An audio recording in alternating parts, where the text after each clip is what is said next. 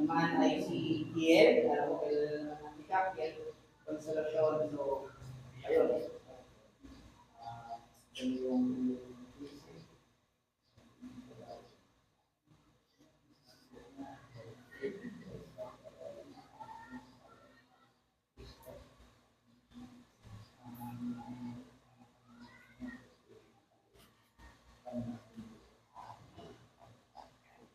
Wait.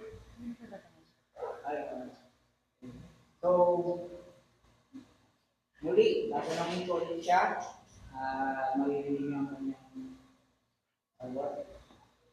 Kiel,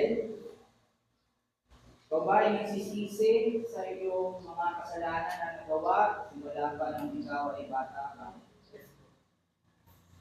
Ikaw ba ay nananampalataya kay Kristo bilang iyong Diyos at tagapagligtas?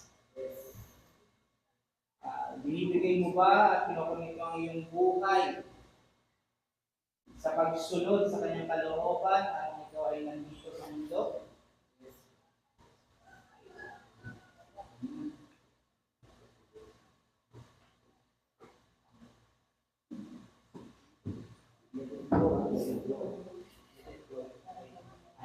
Kiel, I now baptize you in the name of the Father, and of the Son, and